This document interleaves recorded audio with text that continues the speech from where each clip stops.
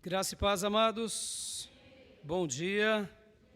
Quero dar as boas-vindas aos nossos irmãos, às nossas irmãs, a quem nos visita pela primeira vez, aos nossos irmãos em casa.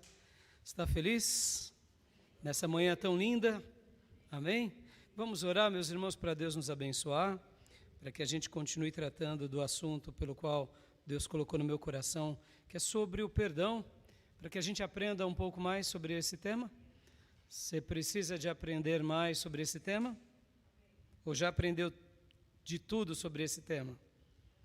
Já? Eu acredito que todos nós precisamos, não é? E quero orar agora para que Deus nos ajude nessa doutrina tão importante, tão, eu diria, vital, né? Porque sem entender o perdão, como iremos receber o perdão? Sem entender o perdão, como nos perdoaremos? Sim, tem vezes que o problema não é nem entender o perdão de Deus, nem do próximo, é se perdoar. E se eu não entender o perdão, como eu vou perdoar o próximo? Vamos pedir para Deus? Amém? Feche seus olhos, curve a sua cabeça e ore agora comigo. Pai, em nome de Jesus, te agradecemos por esse momento, que mais uma vez nos colocamos diante da Tua presença. E te pedimos, ó Deus, fala aos nossos corações. Estamos tratando desse assunto, que é o assunto do perdão, que é o assunto de sermos perdoados, de entendermos sobre esse ensino sagrado. E, ó Deus, nessa hora te suplicamos, papai, te suplicamos pedindo, abra os nossos corações, abra o nosso entendimento. E como eu tenho orado por mim mesmo, Senhor, livra-me de mim mesmo, porque muitas vezes achamos que já sabemos muito sobre esse tema e temos tanto a aprender, mas tanto a aprender. Senhor, abençoe o teu povo, abençoe a tua igreja aqui, a Igreja Batista Missionária em Ferraz de Vasconcelos, nessa cidade. E, ó Deus, abençoe cada um que também, ó Deus, o Senhor um dia trouxe a esse lugar, a esse aprisco, para viver conosco, mesmo aqueles que estão morando longe, mas que ainda continuam ao nosso lado e sabemos que em Cristo somos um com eles. Abençoa, Pai, também essas irmãs, irmãos e essas almas que serão ministradas pela Tua palavra. Ó Deus, continua quebrando todo ensino errado, todo ensino vesgo, toda heresia. Continue quebrando todo embaraço e todo pecado mesmo. Ó Deus, eu te peço, fala aos nossos corações, fala à nossa mente, ilumina a Tua palavra na nossa vida e que o Teu Santo Espírito continue nos conduzindo e continue nos instruindo e continue nos ensinando pela Tua palavra, pela presença poderosa do Teu Santo Espírito em nós, pela interação com a igreja, pela interação com a família ou pela interação com a própria vida. Senhor, nos ajuda mesmo. Livra-nos do simplismo, livra-nos da ignorância, livra-nos da carnalidade, livra-nos de tudo que nos atrapalha sobre esse tema e sobre todos os demais temas que precisamos aprender para termos uma vida cristã muito abençoada. Eu te peço, meu Deus, mais uma vez, que tudo aquilo que é do inimigo, que tem se levantado contra a nossa vida, para que a gente não aprenda e ponha em prática essa doutrina, que caia por terra agora em nome de Jesus. Que seja destruído agora em nome de Jesus. E que somente o Senhor seja glorificado em nós, por meio de nós, para a Tua honra, glória e louvor, agora e para sempre. Amém. Amém, meus irmãos? Semana passada comecei falando sobre José e sobre o perdão, e estou ilustrando na vida de José sobre o perdão, porque, como eu mencionei com vocês, José é um daqueles personagens que mais vivencia e experimenta essa doutrina. José não tinha o Novo Testamento, José não tinha as lições de Jesus, José não tinha ouvido palavras lindas a respeito do Evangelho, José não tinha nem o Velho Testamento, não tinha nem a lei, não sabia nada de Davi, não sabia nada de Samuel, não conhecia os textos de Jeremias, não conhecia nada da Bíblia que conhecemos. Mas uma coisa que José conhecia era o Eterno. E o Eterno acompanhava a vida de José o tempo todo. E isso é dramático, isso é maravilhoso, isso é especial. José, inclusive, não estava ali em Jerusalém, nem mesmo em Israel. Ele nasce naquela região, que naqueles dias era chamado de Canaã, mas ele vai e cresce, tem toda a sua vida lá no Egito, e vai para o Egito e nunca mais volta. Ou seja, ele não tinha nem o seu pai, nem o seu avô ou bisavô ali perto dele, ou as memórias do passado ou da história dele perto dele. Porque aos 17 anos ele foi para o Egito. E lá ele viveu o resto da sua vida.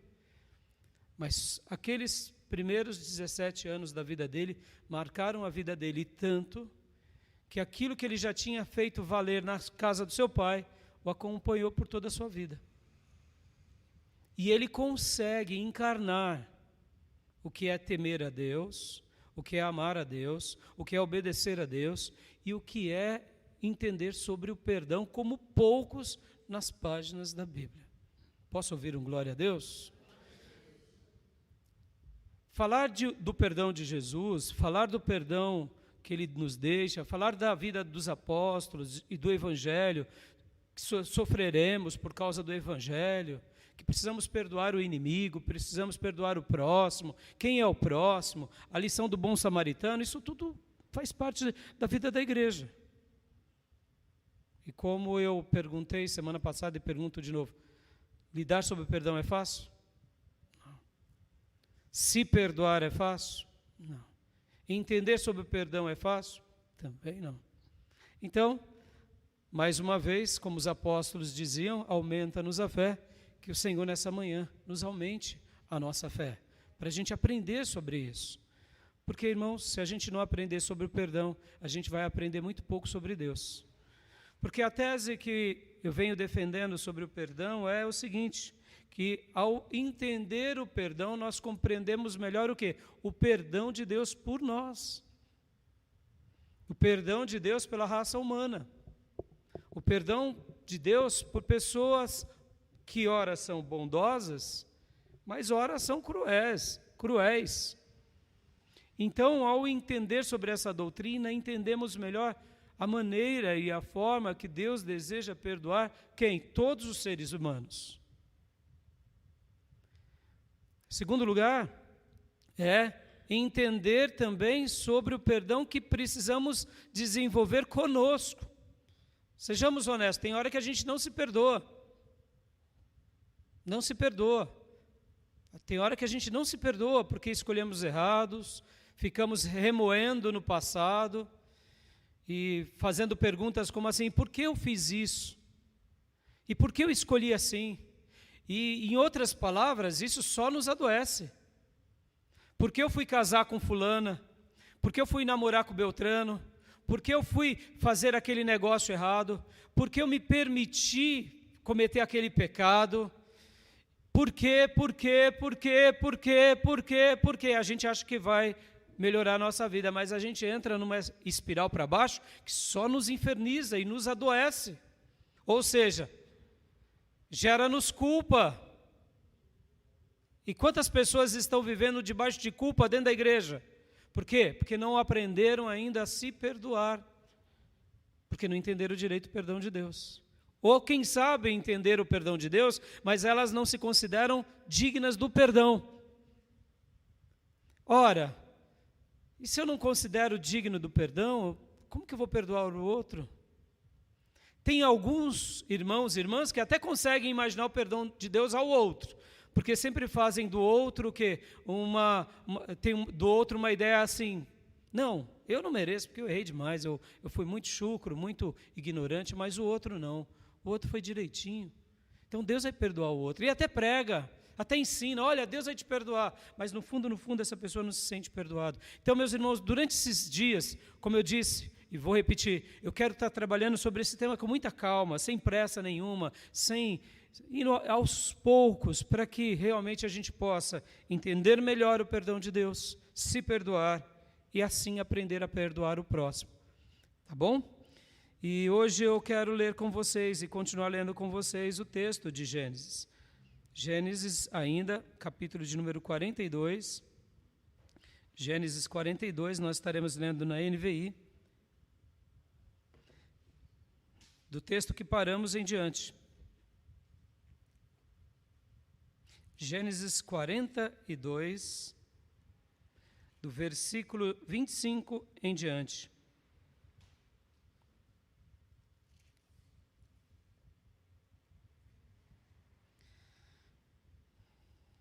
Antes da leitura do texto.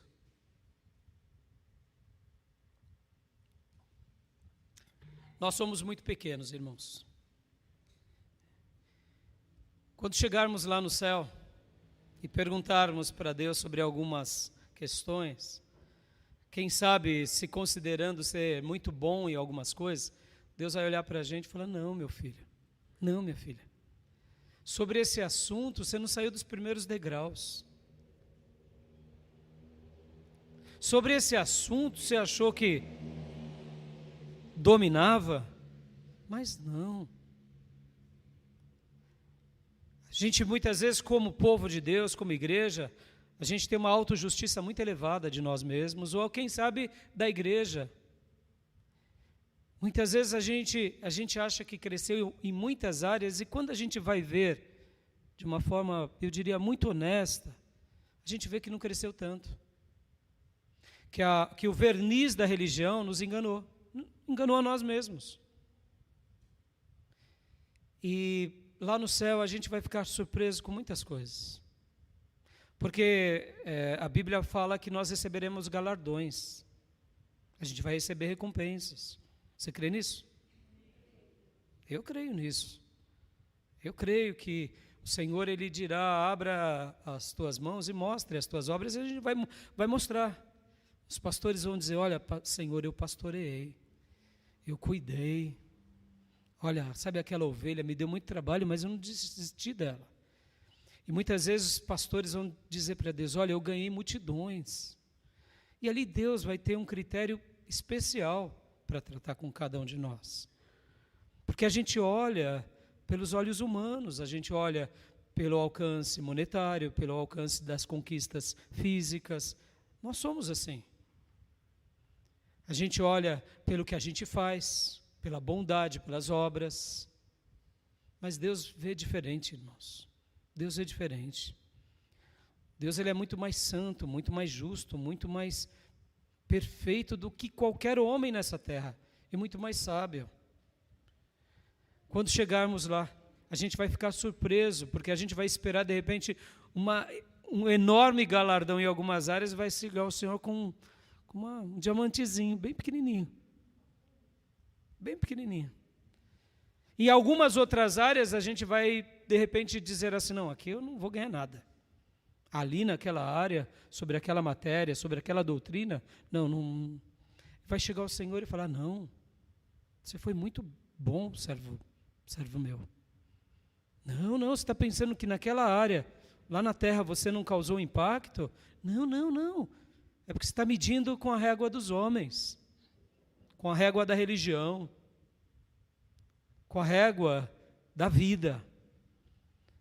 E de repente a gente vai ficar surpreso, para mais ou para menos. Por quê? Porque Deus tem um critério especial. Podem ver, irmãos, só para você entender um pouquinho melhor isso. Nos dias de Jesus, quando Ele dá o Sermão do Monte, Ele diz assim, se você desejar chamar o seu irmão de raca, você já matou o seu irmão. Para você se tornar um adúltero, você não precisa deitar-se com uma prostituta, basta você desejá-la ou desejá-lo no coração. Sejamos honestos, os critérios de Jesus são diferentes ou não são? Então, ao lidar sobre o perdão, qual é o meu grande propósito aqui, irmãos? É evitar o apontamento alheio, é evitar o julgamento alheio e é aprender a entender Deus e é aprender um pouco sobre nós, um pouco sobre a nossa vida, um pouco sobre os nossos atos, porque, sejamos honestos, a gente se justifica demais o tempo todo. Ou, quem sabe, a gente tenta entender todo mundo. A partir de quem? A partir da gente. E aí eu te pergunto, você é tão justo assim que pode ser uma referência para os outros? Porque a gente costuma fazer isso. A gente tenta entender todo mundo a partir da gente, como se nós fôssemos perfeitos. Como se nós fôssemos o exemplo. E aqui, irmãos, é onde entra a grande misericórdia de Deus por todos nós o tempo todo. A gente não é nada. Quando a gente passa a admitir que não somos nada e que somos muito pequenos e que precisamos muito da graça, da misericórdia de Deus e que realmente, mesmo que tenhamos uma verniz religiosa muito, muito bonita, digamos que sim, porque afinal de contas a gente vai sendo treinado na religião. A gente vai sendo treinado no cristianismo. Irmãos, é comum que um cristão não fique falando mal dos outros. É comum que um cristão tenha um nome limpo. É comum que um cristão não deva nada para ninguém. É comum que um cristão não fale palavrões. É comum que um cristão não aponte os dedos, e dedos feios e língua venenosa e fale palavras vias. É comum. Amém, igreja? Se você está vendo cristãos de uma outra categoria, então, de duas uma, ou eles ainda não se converteram, ou eles estão desviados. Amém, meus irmãos? Não é verdade? Eu sei que muitas pessoas esperam que o pastor erre para que os demais enfiem o pé na jaca. Sabia disso? Que a maioria dos membros fica só esperando o pastor fazer uma besteira. Porque na hora que o pastor faz uma besteira, aí todo mundo fala, tá, se o pastor pode, quem? Liberou geral. Eu também posso. Ao invés de ser o oposto. Pastor errou, vamos orar por ele para... Não, eu não quero seguir um líder que erra. Um líder que mente, um líder que é maldoso, um líder que é ganancioso, um líder que é mentiroso, um líder que é devasso. Não posso. Porque nós temos referências bíblicas a seguir. Amém, meus irmãos? Nós estamos na igreja do Deus vivo. Temos o Espírito Santo e precisamos dar frutos como Deus nos deixa. Amém? Então é comum. Então nesses vernizes a gente se perde o tempo todo, a gente se perde. E é por isso que eu quero, antes da leitura do texto aqui, até usar nessa introdução, um mito, que era o mito de Procusto, para abrir aqui a leitura do nosso texto. Quero pegar emprestado um mito grego. Os gregos gostavam muito dos mitos, porque a gente também vai pegar emprestado depois algumas lições de um grande escritor. Então, o que dizia o mito de Procusto? Quem era Procusto? Procusto era um gigante que vivia na floresta. E aí o que acontece? Quem passasse na floresta, ele hospedava na casa. E aí ele colocava para dormir na cama dele.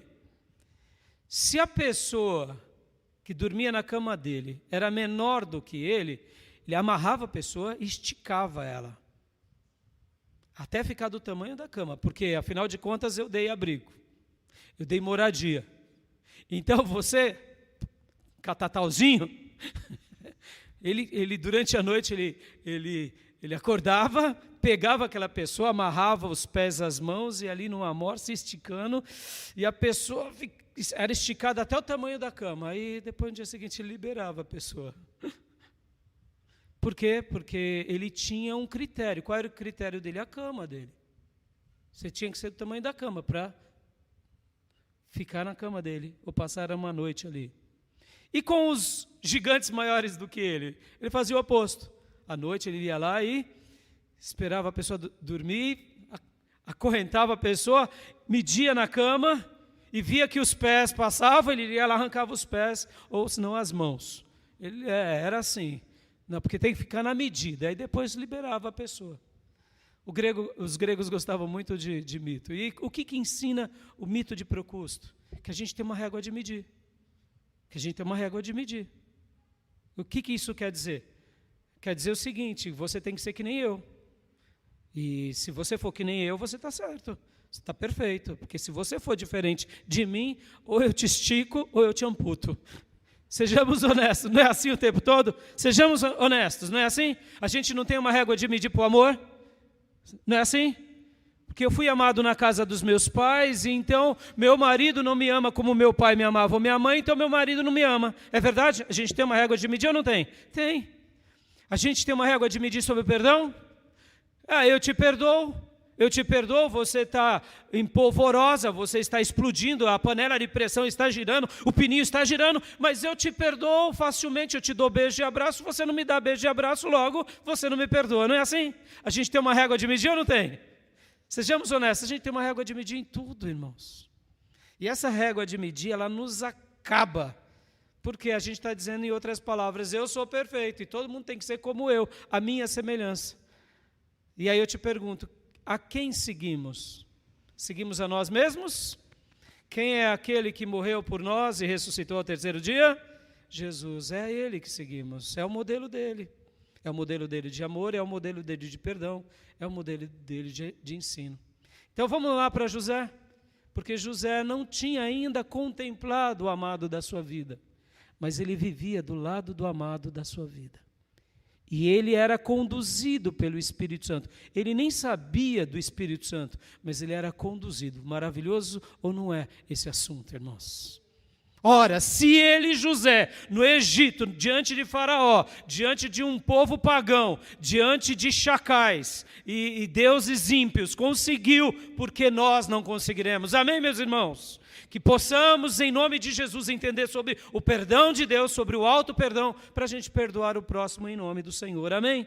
Então vamos ler aqui o texto de Gênesis 42, do 25 em diante. Gênesis 42, do 25 em diante, porque esse texto é maravilhoso, eu quero ler com vocês. Lembrando que nós lemos na semana passada, Gênesis 42, do 1 em diante, e ali foi quando Jacó diz para os seus filhos, vão para o Egito, comprem comida, porque acabou aqui, não só em Canaã, mas em todo o mundo acabou a comida, e os irmãos de José, 10 irmãos de José, vão para o Egito, chegam lá, o próprio José os recebe, e ali José disse, vocês são espiões, vocês vieram ver o que havia de desprotegido aqui no Egito. E eles dizem, não, José, não, nós somos filhos de um homem, e nós temos mais um irmão que ficou lá no Egito, o outro já morreu, nós somos homens justos. E ali José diz, não, vocês não são, vocês são espiões, e aí prendem. E os 10 irmãos, José manda prender, depois de um período, José os liberta, diz, podem voltar para casa, mas eu quero que vocês depois voltem e tragam seu irmão caçula, vai ficar um de vocês aqui. E ali José, enquanto falava com eles, José falava por intérprete, e eles apenas questionavam, e falavam inclusive do passado, de 20 e poucos anos atrás, dizendo, olha, tudo isso nos aconteceu porque a gente causou mal a José um dia. A gente abandonou, a gente fez algo mal. Rubem dizia, eu disse para vocês não fazerem nada de mal contra o menino, mas vocês fizeram. Mas aqui, deixa eu até fazer um adendo aqui, viu, meus irmãos? Quando a gente vê lá em Gênesis 37 que Rubens fala, faz uma defesa, não matem o menino, joguem na cisterna, porque depois ele pensava em livrá-lo. Quero dizer que Rubem também errou muito, porque pode parecer no primeiro momento que Rubem tentou ajudá-lo, mas se Rubem quisesse mesmo ajudá-lo, Rubem tinha peitado os 9 irmãos. Concorda comigo? Se coloque no lugar de Rubem. Estão cogitando de matar José. Aí você cria uma estratagema para jogá-lo numa cisterna para depois vir-lo tirar.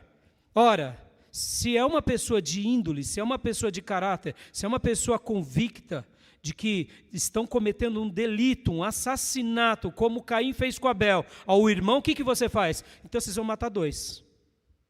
Porque José, vocês não vão fazer nada. Concorda comigo ou não?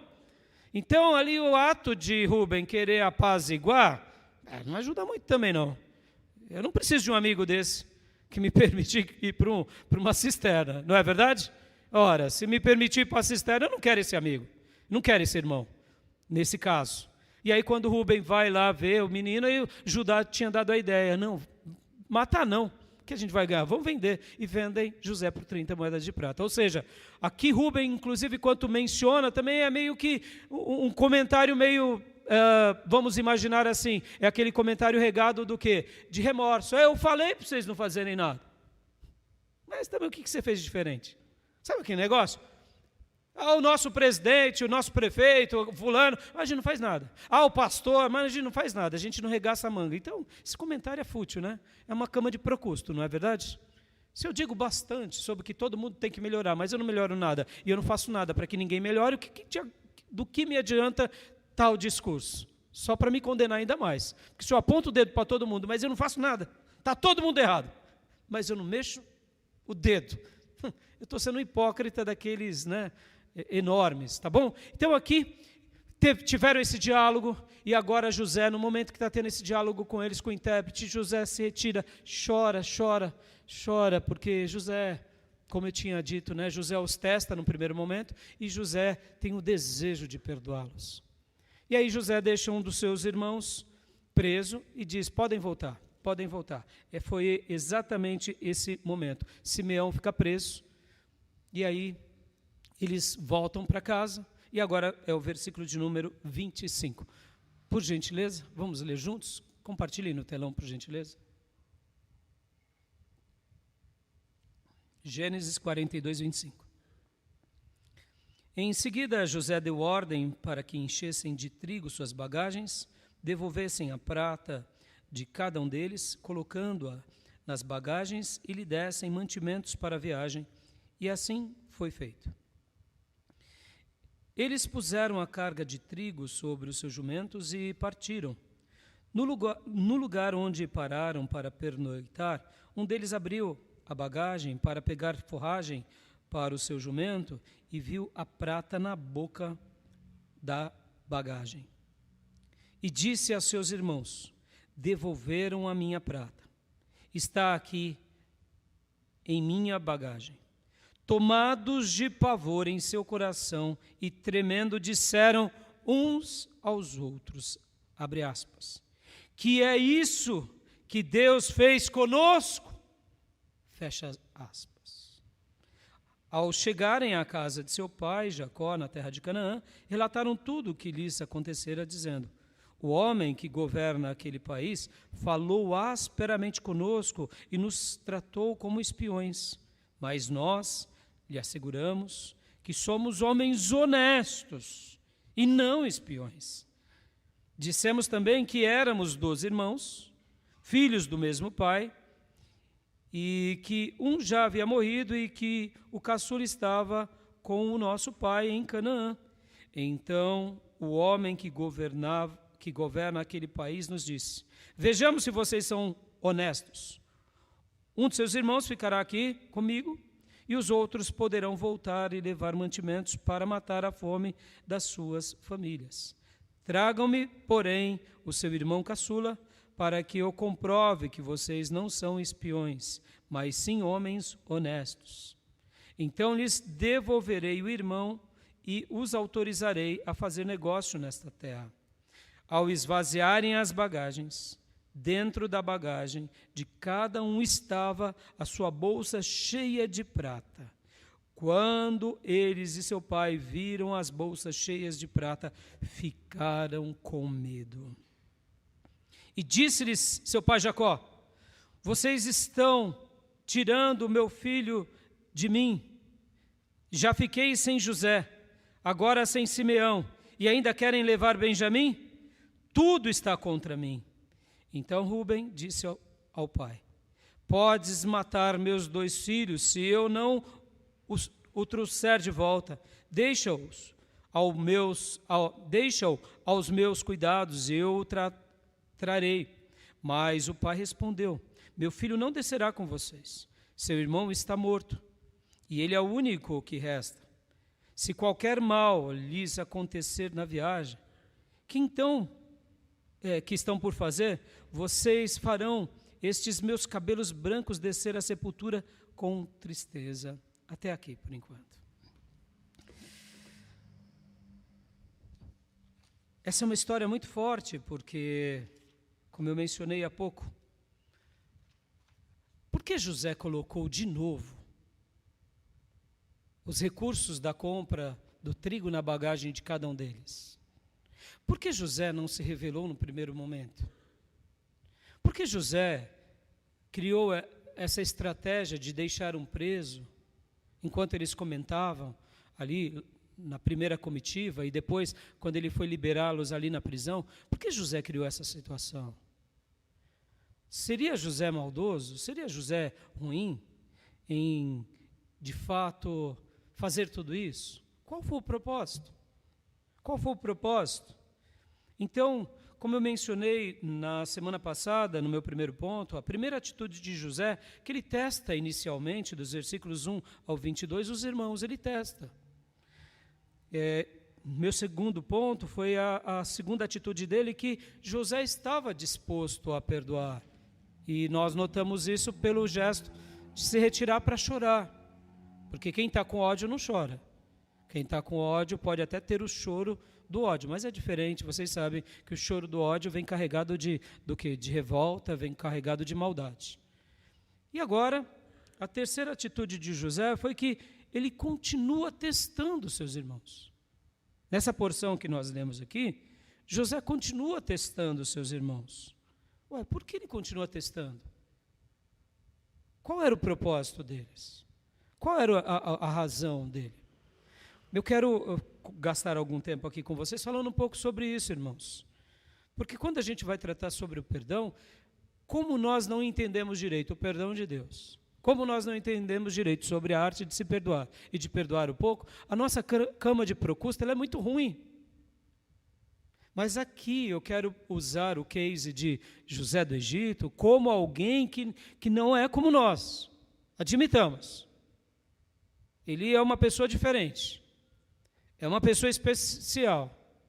É uma pessoa que, no meio da dor, ele faz o que com a dor? Ele busca a Deus para que Deus mude a história da vida dele e, no meio da dor, ele dá uma reviravolta e ele faz da dor agora o quê? Ele faz da dor uma bênção para ele e para o próximo. Lembram que o título da minha mensagem é José, um ferido que cura? Ele foi ferido na vida. Ele foi ferido pelos irmãos. Ele foi ferido pelo patrão e pela patroa. Ele foi abandonado e ferido pelo copeiro de Faraó. E o que ele faz com tudo isso? Tudo bem. Ele aprende com Deus. Ou seja, então, ele era um ferido que agora aprendeu ao quê? A curar por meio da sua ferida. Ele não era um ferido que fere, porque na vida, e essa vida animalesca pela qual vivemos e desenvolvemos, inclusive se permitimos viver até dentro da igreja, é uma vida onde somos feridos e ferimos. E a gente, inclusive, arruma versículos bíblicos para justificar o mal do outro e para dar as razões das nossas atitudes de também ferir. Nós somos feridos e ferimos.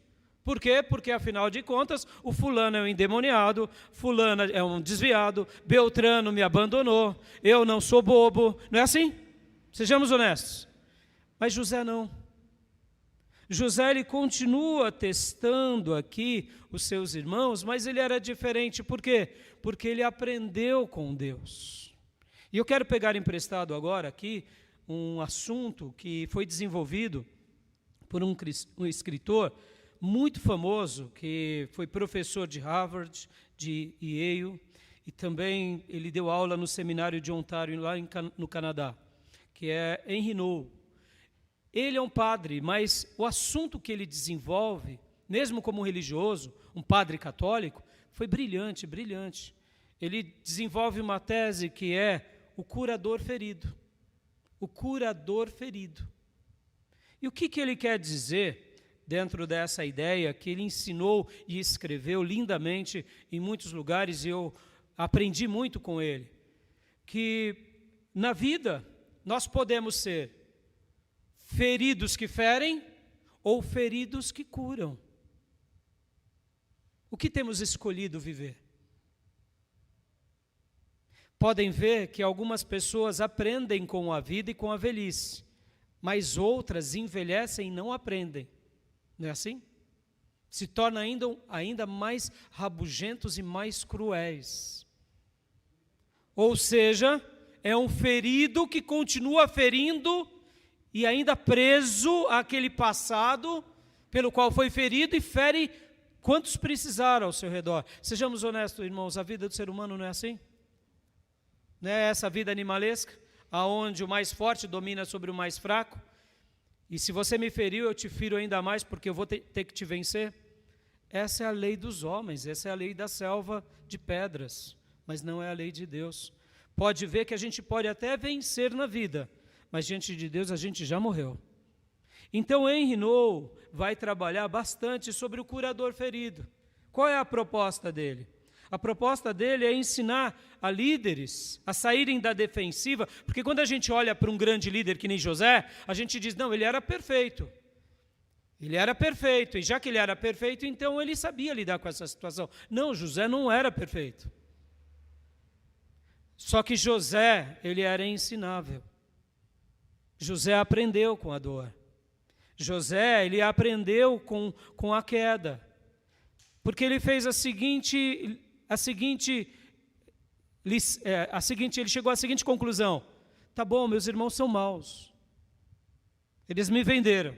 Mas o que eu posso fazer diante dos meus irmãos maus? Eu vou parar de viver por causa deles? Podem ver, meus irmãos, que o ferido que fere é aquela pessoa que não libera perdão. E quem não libera perdão acaba morrendo dentro do seu coração. Quem não sabe perdoar, para a sua vida. Porque alguém já disse que quando eu desejo vingança para o outro, eu estou cavando duas covas, o do outro e a minha. Porque eu estou dando esse remédio, esse veneno a ele para matar, mas eu me contaminei no processo e vou morrer. E podem ver que um ferido que fere só vive doente a vida toda.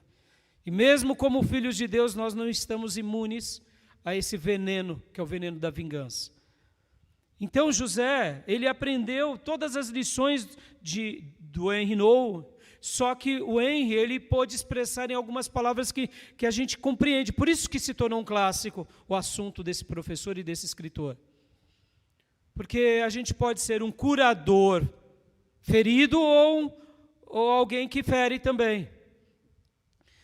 O que Henry Nouwen está ensinando? Que líderes, eles podem sair dessa ideia do perfeccionismo e eles, quando eles admitem que eles são vulneráveis, eles acabam aprendendo um pouco mais sobre empatia. Sejamos honestos, meus irmãos, a gente acha que a gente não é vulnerável. A gente tem uma cama de Procusto dizendo, nós somos bons. Se todo mundo seguisse a nossa cama de Procusto, seria espiritual como eu, ganharia dinheiro como eu, seria sábio como eu. Sejamos honestos, é assim que a gente vive. E a gente não admite nada que fuja à nossa cama de Procusto. Mas na realidade, a vida nos surpreende. Como eu disse, José era essa pessoa ensinável. O que ele podia fazer com os maldosos dos irmãos? Nada. O que ele podia fazer com a patroa dele, que era a esposa de Potifar, que era uma mentirosa, uma pessoa vil? Nada. O que ele podia fazer contra o copeiro e o padeiro que foram lá para o cárcere? Nada. O que você pode fazer com aqueles que estão ao seu redor muitas vezes? Nada. Sejamos honestos. A gente não tenta mudar o próximo?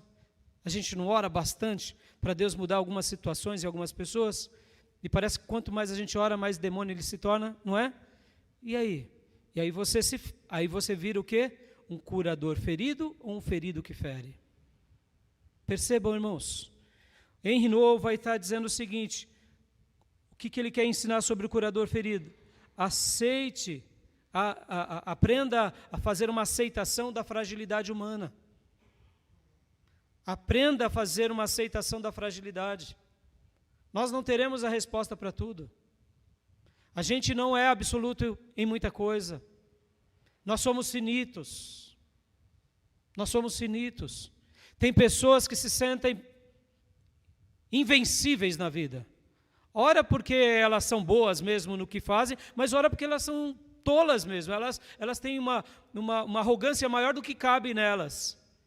Mas aí vem uma doença, aí vem uma debilidade, aí vem uma limitação, aí a pessoa fala, como eu preciso de Deus.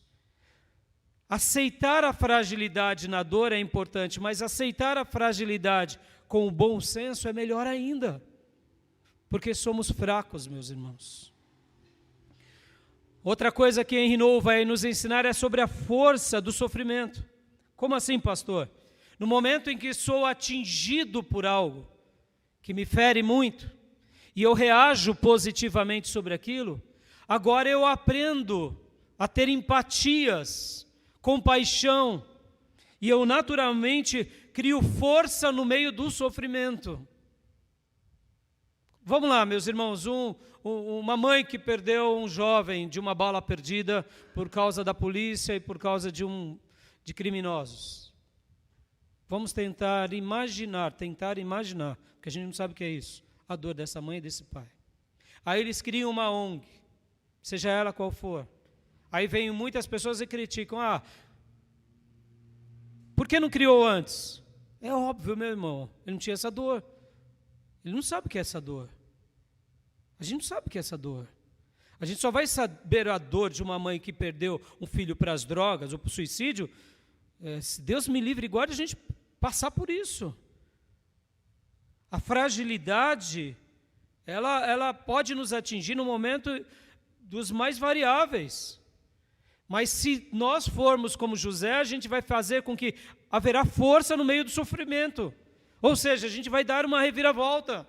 E é isso que Deus quer nos ensinar o tempo todo. Deixa eu te perguntar, você se sente fraco em muitas áreas? Limitado em muitas áreas? Então é essa área que Deus vai te ensinar como te ensinou com José. E quando a gente aprende que somos curadores feridos, ou seja, a gente cura aqueles que nos ferem, e a gente quer viver assim, a gente está dando um novo ressignificado a esse mundo caído. Porque esse mundo fere todo mundo que fere. E quando nós entendemos essas lições, porque essas lições que eu estou falando, irmãos, eu quero até voltar aqui, há 2 domingos atrás, no nosso domingo de Páscoa, quando eu falei sobre Jesus, que pelas suas pisaduras, nós fomos o quê? Nós somos e seremos para sempre sarados. A obra que Jesus fez e faz e fará, é uma obra de alguém que foi ferido para nos curar, aleluia. Ou seja, o cristianismo, a gente vai ser ferido. A gente vai ser ferido pela família, a gente vai ser ferido pelos amigos, a gente vai ser ferido pela igreja, a gente vai ser ferido pelo mundo. A gente tem que dar uma resposta. Se eu quero ser um ferido que fere ou um ferido que cura. Qual é a resposta que você vai dar hoje?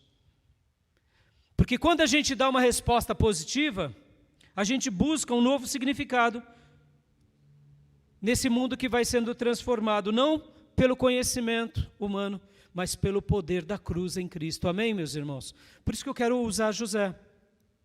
José é esse que usa essa lição de Henry Nouwen, e depois quem quiser mais, compre os seus livros, aprenda sobre suas palestras. Vale a pena esse assunto, vale a pena, para a gente poder se tornar o quê? Um curador ferido, ou um ferido que cura. Amém, meus irmãos? Você quer isso para a sua vida?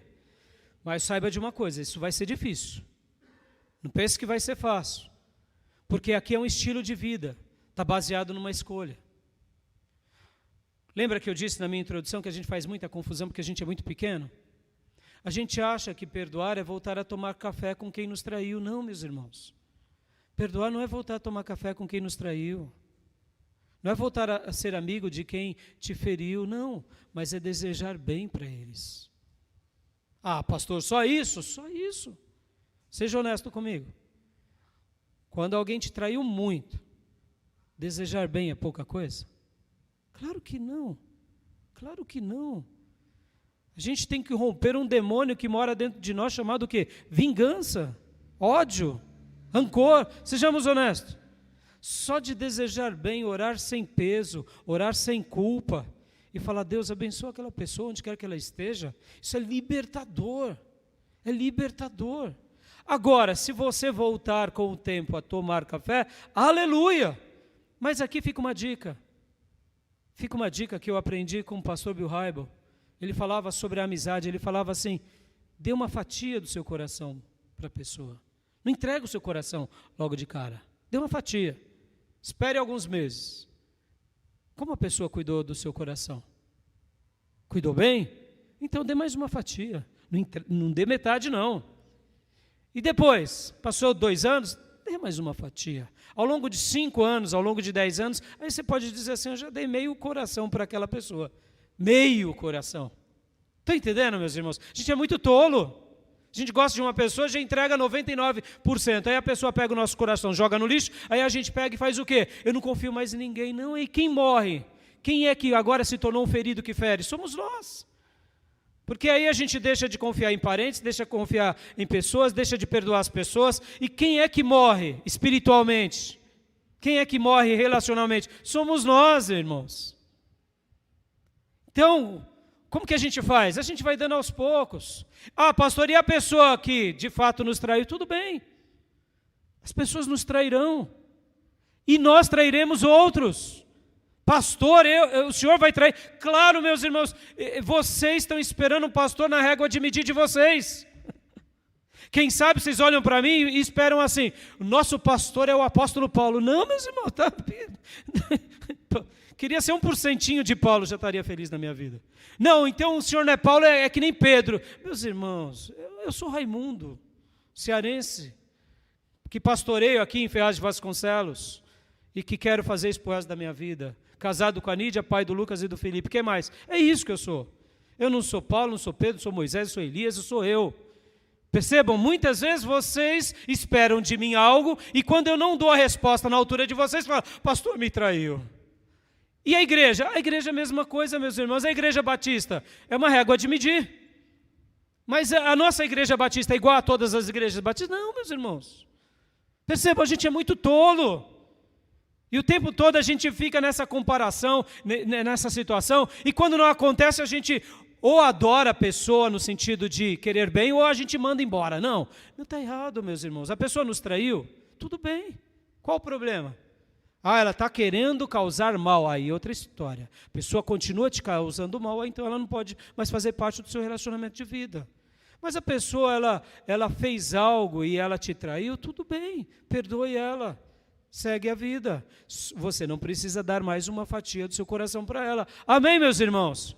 Agora, o grande problema, sejamos honestos aqui, é o sentimento de vingança, de maldade. Aí, meus irmãos, aí o diabo já está, se não dentro de nós, do nosso lado. Quando eu digo dentro de nós, é nesse sentido, a gente está nutrindo valores e sentimentos malignos. Fulano se deu mal, bem feito, eu sabia. Eu não disse para você, fulano, que ele era sua capa? Oh, meus irmãos, não podemos. Fulano caiu, que nos causou mal. Tenhamos amor e compaixão. Amém? Percebam, parece bobeira ou não? Mas não é bobeira. Só de não desejar mal, só de querer bem, só de orar por aquela pessoa, de pedir para Deus ajudar aquela alma que te feriu, você já está liberto. Foi isso que José fez. Então, depois, pesquisem mais sobre Henry Nouwen, porque Henry Nouwen vai nos dar uma lição maravilhosa sobre um curador ferido, e eu gosto de usar feridos que curam, tá bom, meus irmãos? Voltando para o meu ponto, que José continuava a testá-los. Percebam, e nesse teste da vida, perceba, José sabia que o tempo e as pessoas reagem de uma forma diferente. Olha aí nossa Câmara de Procusto. Eu aprendi em 3 anos, você tem que aprender em 3 anos. Quem disse? Davi aprendeu cedinho. Ele já tocava o seu instrumento, adorava a Deus, veio Samuel, ungiu como rei, ele vai de vento em popa. Davi, meus irmãos, Davi aprendeu assim, entendeu? Quem sabe você é um Abraão, que vai aprender aos 75 anos de idade. Temos camas de Procusto ou não? Temos. Ou quem sabe você é um Moisés, que só vai aprender aos 80. Ah, pastor, irmãos, Moisés foi treinado 40 anos no Egito, foge do Egito porque se torna um assassino, vai ficar lá no deserto de Midian com Jetro, e lá casa-se com a filha de Jetro, desaprende tudo do Egito, e agora aos 80 anos tem uma experiência com Deus, e Deus diz, agora vai libertar o meu povo. Ora, 80 anos, quem sabe você vai aprender a ser um vaso nas mãos de Deus aos 80. Ou seja, amém. Eu estou vendo gente falar assim, amém, com um amenzinho murcho. É um amém murcho que a gente queria para ontem, não é verdade? José tinha o domínio do tempo, meus irmãos. O tempo para ele era importante, porque ele sabia que o tempo e a história de cada um, quem dá os tons e as regras é Deus. E aqui então, ele fala para os irmãos voltar para casa. E ele enche de volta cada bolsa, cada bagagem com o dinheiro e a bolsa de cada um. E quando um deles vai lá e pega e vai dar comida, vai dar forragem para os seus animais, chegam e notam, né? Olha só, versículo 27. No lugar onde pararam para pernoitar, um deles abriu a bagagem para pegar forragem para o seu jumento e viu a prata na boca da bagagem. E disse aos seus irmãos, devolveram a minha prata. Está aqui em minha bagagem. Qual foi o irmão? Nós não sabemos, um deles. Aí olha só, tomados de pavor, isso que é legal, tomados de pavor em seu coração e tremendo disseram uns aos outros, que é isso que Deus fez conosco. Eu quero pegar agora essas palavras deles, porque aqui foram as palavras de todos. Todos ficaram tremendos e todos ficaram tomados de pavor. O que José estava querendo gerar neles, meus irmãos? José estava querendo gerar neles alguma coisa boa. Pastor, por que o senhor está falando que José queria gerar neles? Eu particularmente acredito, por inferência, ou seja, por dedução, que José, guiado pelo Espírito Santo, fez isso. Porque não tinha outro sentido. Se José quisesse devolver todos os recursos de cada um deles, para que eles voltassem depois, para comprar mantimento, já que ele sabia que a fome seria muito longa, ele poderia ter dito para cada um deles, olha, vocês estão sendo aqui presenteados, vocês levarão de graça e no futuro, quando quiserem voltar, vocês poderão utilizar esses recursos. Poderia ou não poderia? Poderia. Se José estivesse aqui querendo causar algo ruim para eles, o texto faria uma denúncia de José. Por exemplo, José pensando em capturá-los no caminho ou coisa do tipo. Por exemplo. Então, o que eu entendo aqui por inferência, ou seja, por dedução? José estava querendo despertar nele aquilo que eles nunca tiveram em 20 e poucos anos. Estava querendo despertar a consciência deles. Estava querendo dizer a eles, olha meus irmãos, se nesses anos todos vocês não aprenderam o que é temer a Deus, quem sabe agora essa situação vai levar vocês a isso, porque um deles pega a bagagem. Agora eles chegam e dizem, o que é isso que Deus fez conosco? Que é isso que Deus fez conosco? Agora eu te pergunto, para as coisas ruins, olha como esses 10 irmãos aqui, no caso 9, porque um deles estava preso, no caso Simeão estava preso. Olha só que interessante, o que Deus está fazendo conosco? Nas coisas ruins eram Deus, né? Mas nas coisas boas não eram Deus, né? Interessante, né? Agora que eles estavam sendo, eu diria, punidos, era Deus que estava punindo. Percebam como eles tinham uma mentalidade pequenina. Aí eles chegam na casa do seu pai, contam toda a história, e quando abrem todas as bagagens, está tudo lá. Podem ver que Jacó não diz nada a eles. Jacó simplesmente diz, vocês não vão levar Benjamim, porque eu já perdi José, Simeão está lá no Egito, e ainda não vou perder Benjamim. Olha só que interessante, por indução também dá uma ideia também. Olha só, lembram que quando José foi vendido, seus irmãos chegaram lá na casa do pai com quantas moedas de prata? 30. Que curioso, né? Depois de mais de 20 anos, outro irmão desaparece e vocês vêm com bagagens e ainda com os recursos. Por inferência, a gente imagina que Jacó estava dizendo assim para eles: olha, a má fama de vocês acompanha vocês a vida toda. Nem quero gastar tempo querendo saber de onde vocês estão trazendo isso. E vocês estão dizendo, né, que de fato Simeão está preso? Tá. Um dia vocês me falaram que José morreu. Ou seja, dá para ver que Jacó sabia os filhos que tinha. Mas o que eu quero destacar aqui, porque quando eles chegam na casa de Jacó, mais uma vez, e abrem ali também as bagagens, todos ficam com medo. O que está acontecendo? O que está acontecendo? Meus irmãos, deixa eu falar aqui algo importante. Deus te provará, filho. Guarde isso. Deus te provará. Aqui nós estamos vendo José provando os irmãos mais uma vez. E haverá uma terceira vez. Haverá uma terceira vez. A gente vai chegar lá. Não hoje, mas no outro dia. Mas prestem bastante atenção no que eu quero dizer agora aqui. Eu quero acreditar que Deus estava guiando José a testar os irmãos. E eu quero acreditar que aqui, quando Moisés registra, podem ver que Moisés não diz nada, só diz como José agiu e que deu certo. Logo, o Espírito Santo foi aquele que estava inspirando Moisés ao escrever e inspirando José ao agir. Amém, meus irmãos?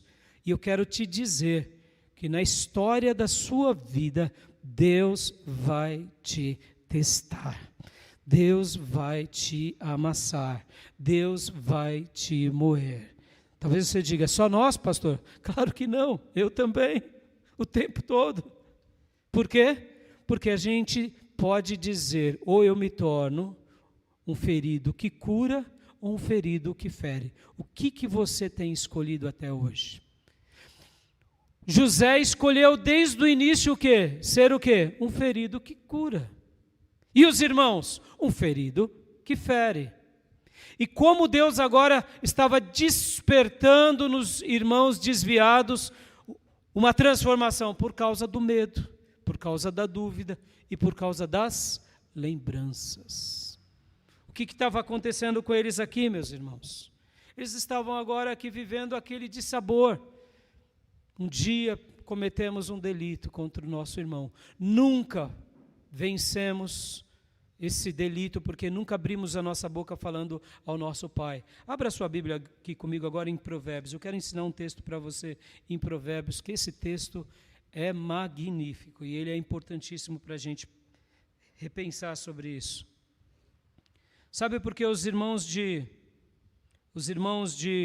José viveram a vida toda, mais de 20 anos, ferindo e continuando ferindo, feridos que ferem? Porque eles não praticaram isso daqui, ó. Provérbios 28, 13. Presta bastante atenção nesse texto.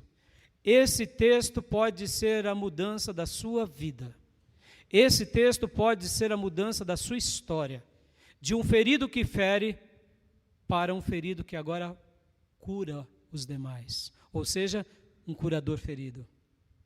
Quem esconde os seus pecados, não... O que diz o texto?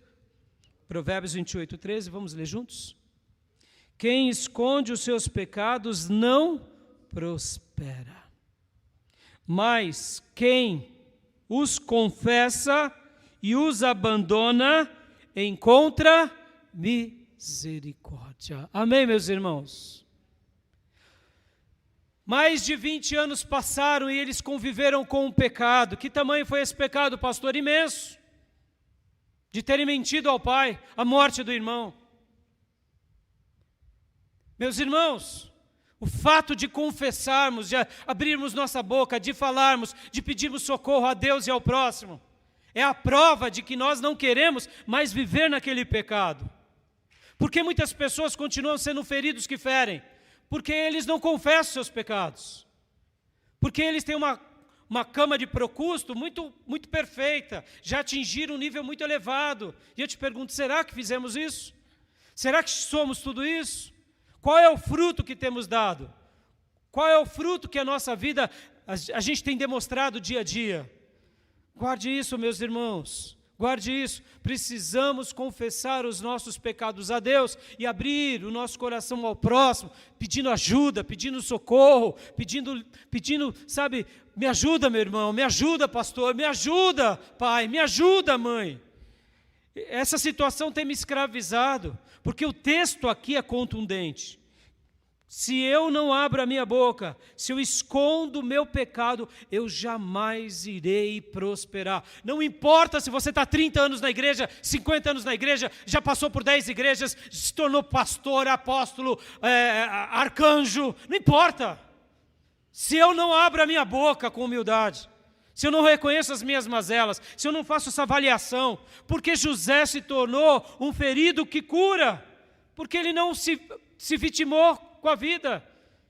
Ele vivia o paradoxo de Manassés. Eu vou chegar na minha conclusão no paradoxo de Manassés. Ele entendia que Deus estava testando ele em todas as coisas. Minha irmã, Deus te deu o marido que você precisa. Meu irmão, Deus te deu a esposa que você precisa. Pais, Deus deu a vida que vocês precisam. Nós não nascemos como um castigo. Não existe karma na Bíblia, amados.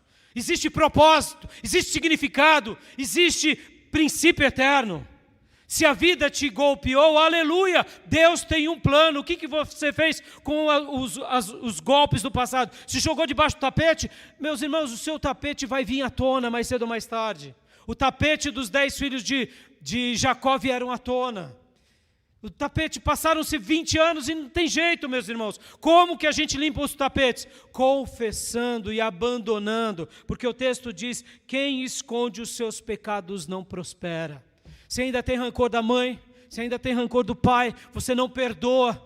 Você diz que se converteu, mas não vai à casa do seu pai pedir perdão, não vai à casa da sua mãe, não trata com bondade o seu próximo. Você não perdoou nada, meus irmãos. Que fruto que você tem dado? Você tem sido um ferido que fere? Ou um curador ferido? Percebam, meus irmãos. Ah, mas pastor, eu tenho que confiar no meu pai de novo, na minha mãe, no meu irmão? Claro que não, meus irmãos. A confiança, qual é a base da confiança, meus irmãos? É o tempo, é a prova de que ele realmente agora está sendo uma pessoa mudada. Ora, como que você vai voltar a ter amizade, intimidade, se você não tem mais confiança? Não precisa ter amizade, mas tem amor que extravasa. Quando aquela pessoa precisar, ou mesmo quando não precisar, provoque um gesto. Enquanto você não fizer isso, você será um ferido que fere. E é por isso que muitas pessoas adoecem, vivem um sentimento de culpa, têm ódio da família. Meus irmãos, é assim mesmo. Você tem 5 dedos nas mãos, seus irmãos não serão como vocês. E deixa eu dizer uma coisa aqui que ela é dramática, mas é real. As pessoas mudam, umas para melhor e outras para pior. Me explica isso, pastor. Eu não sei o porquê isso acontece. Tem pessoas que mudam para pior. E tem pessoas que mudam para melhor. Por que isso acontece? Eu não sei. Eu sei que isso acontece. Mas o que importa para nós não é saber isso. O que importa para nós é o seguinte: eu vou continuar amando aquela pessoa, eu vou continuar perdoando aquela pessoa, eu vou continuar cuidando daquela pessoa. Porque se eu não fizer isso, eu sou um ferido que fere, amados. E lembra que eu disse há pouco? Deus te testará. Posso ouvir um glória a Deus? Hoje a igreja está tão quietinha. Deus nos testará. Deus nos amassará. Deus pegará muitas vezes os nossos ídolos internos e vai confrontar conosco. Agora, por que Deus faz isso conosco, meus irmãos? Porque Deus está querendo fazer com que a gente aprenda a crescer. Deus não está querendo nos matar. Deus está querendo construir algo melhor em nós. Amém, meus irmãos? Lembram o curador ferido de Henri Nouwen? É isso. Deus está querendo dizer o seguinte, que quando eu aprendo a lidar com essa circunstância da vida, eu rompo degraus.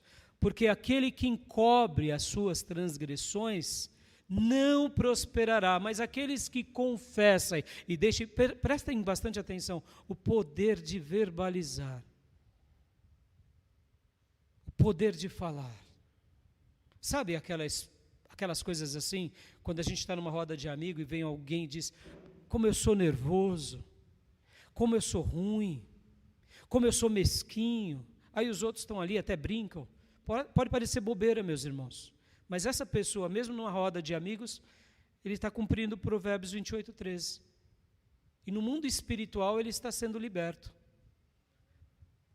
Quando você chega para um irmão, ou por uma irmã, ou por uma anciã, que é uma pessoa piedosa, uma irmã chega e diz, minha irmã, me ensina a cuidar bem da minha família, como a senhora cuidou.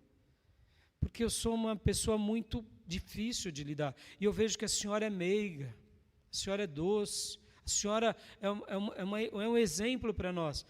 O que essa pessoa ela está pedindo? Uma ajuda? Sim, mas ela já está sendo liberta.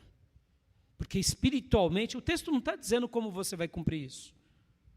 E aqui, olha só, os psicólogos, terapeutas, psicanalistas, eles descobriram esse segredo.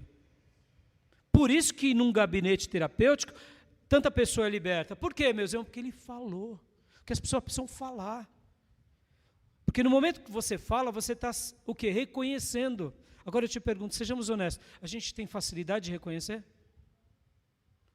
Meus irmãos, uma das coisas que eu noto que nós temos muita dificuldade, e aqui, meus irmãos, me entenda, tá? Como pastor, como as pessoas têm dificuldade de carregar um espelho de si.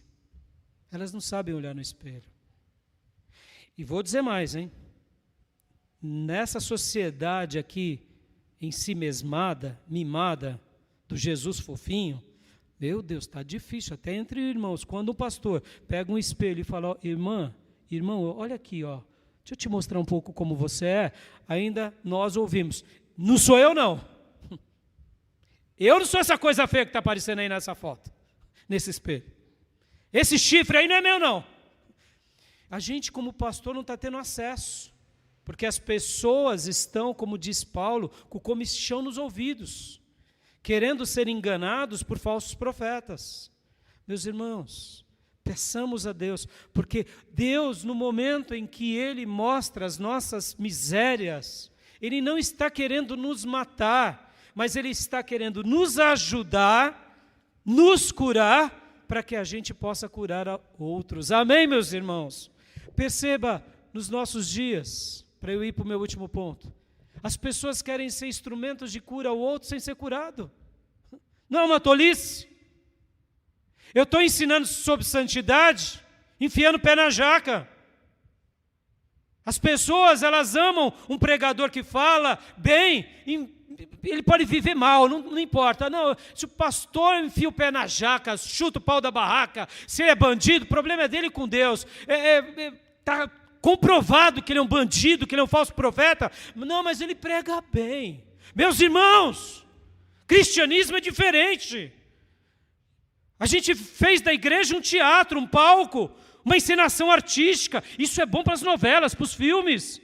Mas cristianismo tem que ter vida, tem que ter tutano, tem que ter exemplo. Sabe, isso é sério. Hoje tem pastores que já passaram por 7 casamentos. Meus irmãos, é um absurdo. São 7 endemoniadas, se você perguntar para o pastor. Ele é santo, entendeu? Ele é perfeito. Ele só casa com demônio, né? Tem uma coisa estranha, né? Entendeu? Oh, que loucura! Meus irmãos, percebam, irmãos, se auto-olhar, se auto-enxergar. Agora, percebam como a gente precisa ter um equilíbrio nisso. Porque muitas vezes vem uma pessoa maldosa e diz, você é um demônio, você é um dragão de 7 cabeças. Também não é assim, nem tudo é assim. E a gente tem que ter um discernimento. Então, meus irmãos, Deus vai nos provar, amém, igreja? Deus vai nos amassar, amém?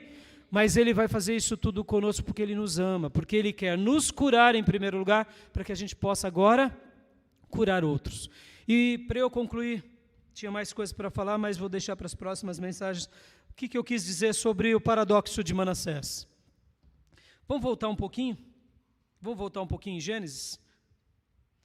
Lembra que logo que José sai do cárcere e Deus dá 2 filhos para ele? Lembra disso? Qual era o nome dos dois filhos? Gênesis 41, 50. Qual era o nome? Então vamos ler a partir do versículo 50 e o 51. Antes dos anos de fome, Azenate, filha de Potífera, sacerdote de On, deu a José 2 filhos. Ao primeiro, José deu o nome de Manassés, dizendo: Deus me fez esquecer todo o meu sofrimento e toda a casa de meu pai. Paradoxo de Manassés. A vida te golpeia e você olha para Deus e diz: tá bom, papai, o Senhor me golpeou. Qual foi o propósito? Eu quero te ensinar aqui no paradoxo de Manassés. Nenhum de nós mereceríamos o céu, tá bom? Só para a gente sair da autojustiça. Mas Deus quis nos salvar. Deus escolheu nos amar. Então se sinta amado por Deus. Amém? Se sinta amado. Pastor, eu não mereço amor. Nenhum de nós merecemos. Nós merecíamos o castigo eterno. Mas Ele nos amou. O que eu quero ensinar sobre o paradoxo de Manassés? A vida vai te golpear. Golpeou José, não golpeou? O que ele fez? Se auto-vitimou? No paradoxo de Manassés não tem espaço para auto-vitimismo. Tem espaço para choro. Porque José podia dizer: miserável homem que sou. Por que fui nascer na casa de Jacó e ter 10 irmãos endemoniados? Não é assim que a gente vive? Por que eu fui nascer pobre? Deixa eu abrir um parênteses aqui. Eu fico escandalizado com o rico pobre. O rico pobre. Porque aquele que nasce pobre fica rico, sabe? Aquela pessoa que nasceu pobre e ficou rica, ela se perde tanto com ela mesma. É um nojo, com todo respeito, irmãos, é um nojo. Porque eu até compreendo um pouco a cabeça de um rico. Quando eu falo rico, estou falando rico, tá, irmão? Estou falando dono de banco, estou falando dono de mercado, não estou falando dono de... Estou falando rico, tá? É família Setúbal, Moreira Salles. Estou falando rico. Falando empreiteiros aí, rico. O rico, ele já nasce em berço esplêndido. Ele não sabe direito o que é pobreza, né? Ele vai ver a pobreza nos seus funcionários, vai ver a pobreza ali, no jornal. Aí um dia ele vai descobrir que existe favela. Então, para essa pessoa, ele vive num submundo, numa redoma de proteção. Então, se ele se torna um pouco mais arrogante, é até um pouco compreensível. Porque ele já nasceu com um bolsinho, né? A vida dele, a dinastia dele está garantida. Porque quando eu falo rico, irmão, até a 5ª geração dele, ele vai ter dinheiro para os filhos, entendeu? Pensa nisso. Dá para a gente imaginar o que é isso, um rico assim? Só da gente ter aposentadoria, não é maravilhoso, irmãos? Aleluia, estou aposentado. Puxa, estou aposentado, tenho mais uma renda passiva. Aleluia. Tem algumas casinhas de aluguel, já não é maravilhoso? Sejamos honestos. O rico não pensa nada disso. O rico, ele sabe que se ele tiver 10 filhos, ele paga com o dinheiro do passeio, entendeu? Rico é outra história. Mas voltando. José, ele poderia aqui se auto-vitimar. Lembra que eu falei que no paradoxo de José, não tem auto-vitimismo.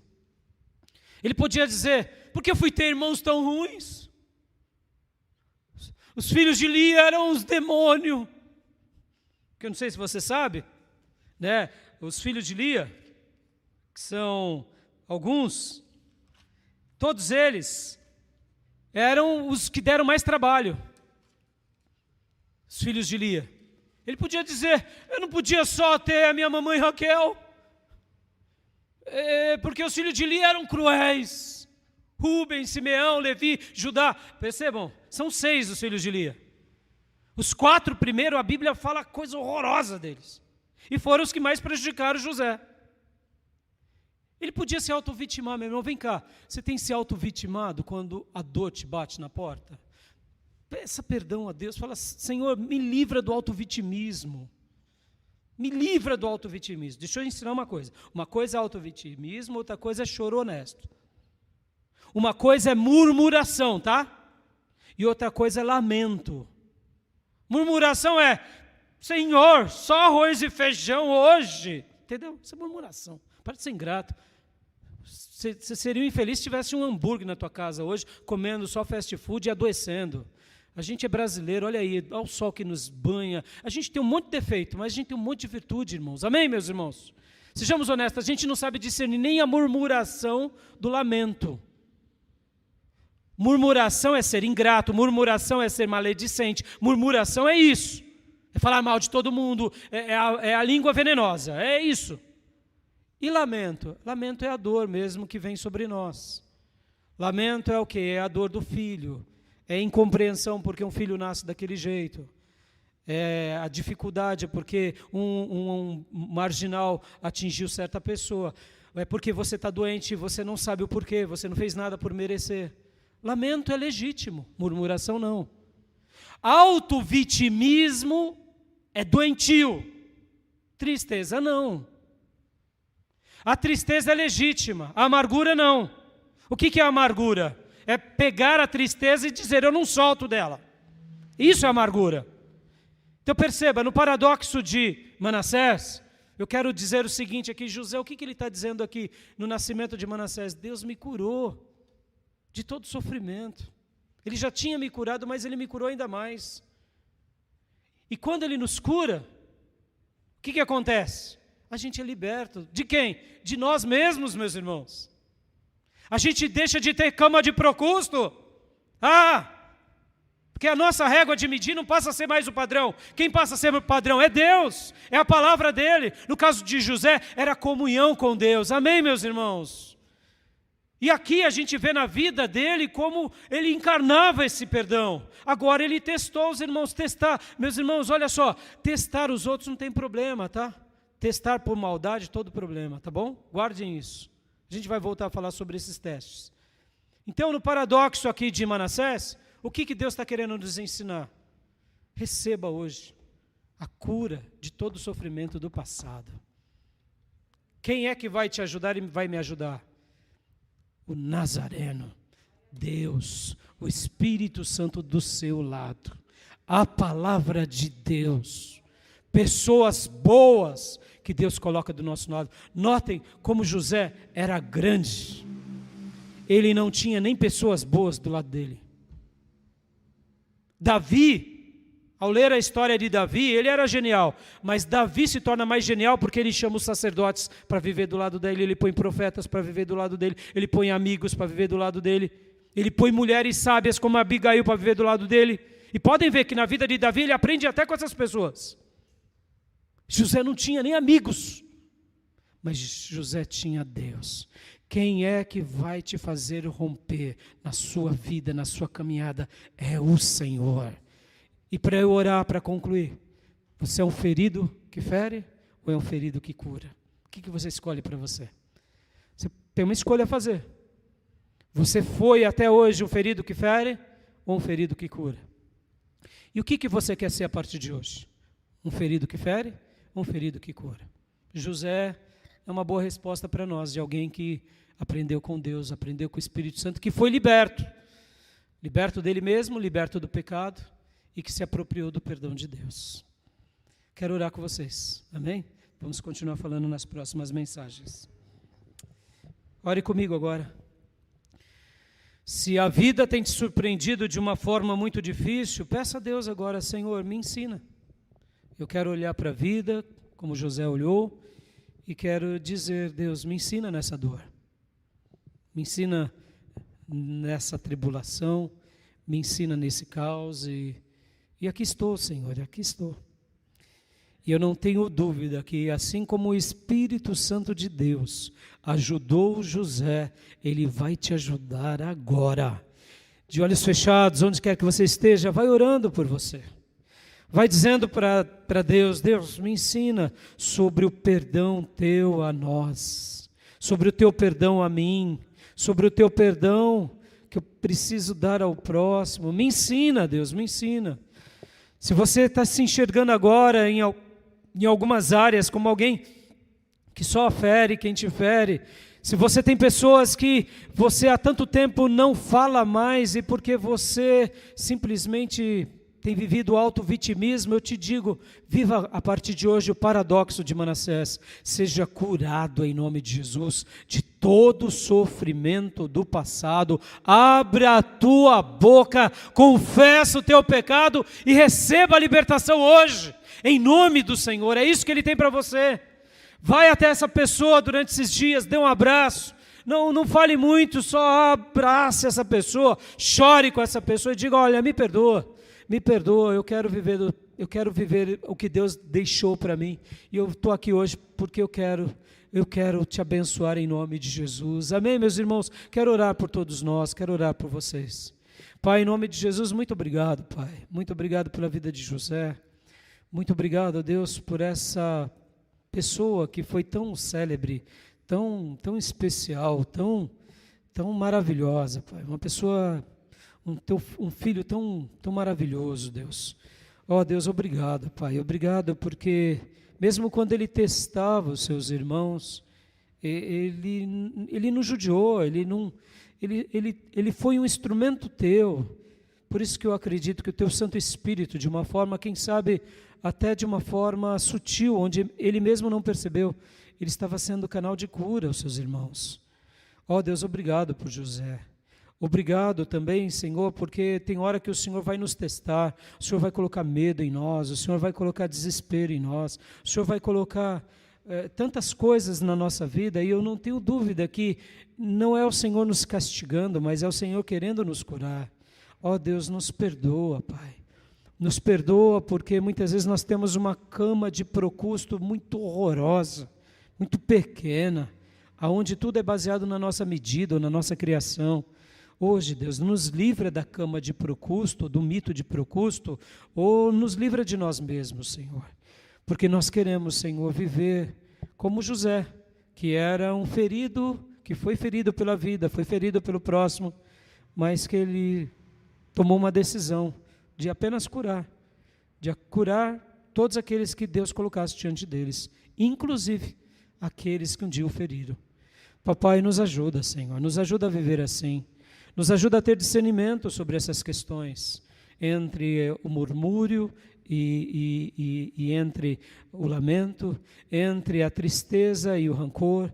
Ó Deus, entre essas situações tão íntimas e ao mesmo tempo tão inexplicáveis, mas que a gente possa tomar uma decisão hoje aqui, que é se tornar como José, um ferido que cura, porque assim seremos libertos, assim seremos bênção, assim daremos um exemplo de um verdadeiro Filho de Deus nessa terra. Sê conosco e continue falando aos nossos corações, no nome santo e precioso de Jesus. Amém. Amém, meus irmãos? Lembre disso. Eu quero ser um ferido que cura. Eu quero ser um ferido que cure. Um curador ferido. E viva assim. E se prepare. Por quê? É bem simples. Quem te feriu muito um dia vai vir pedir a sua ajuda. E ao invés de você dar o veneno do ódio, da vingança, você vai dar o perdão de Deus e o amor de Deus. Amém? E você vai ver como é bom e como é maravilhoso ser liberto aqui dentro. Porque, como eu disse, todos nós, mais cedo ou mais tarde, seremos golpeados por alguma coisa ou por alguém ou por alguma circunstância. E como disse sabiamente Agostinho de Hipona, Deus teve apenas um filho sem pecado, mas não teve nenhum filho sem sofrimento. O nosso Salvador sofreu e ele foi aperfeiçoado no sofrimento. O sofrimento, quando somos ensináveis, nos aperfeiçoa e não nos distrai. Amém? Que Deus continue nos aperfeiçoando. Eu quero continuar trabalhando sobre esse tema nos próximos domingos. Amém? Quero agradecer aos irmãos que estão nos acompanhando nas redes sociais, os nossos irmãos presentes. E quero dizer, se alguém quiser entregar a sua vida a Jesus, ou se reconciliar com Deus, me procure no final desse culto, ou aqui, ou nas redes sociais. Quero dar a bênção apostólica. Amém, irmãos? Que a graça do Senhor Jesus, que o amor de Deus Pai, e as santas e eternas consolações do Espírito Santo de Deus estejam com todos nós, com todos vocês, agora e para sempre. Amém. Deus te abençoe, meus irmãos. Dê um abraço bem apertado no irmão e na irmã. Está encerrado o nosso culto.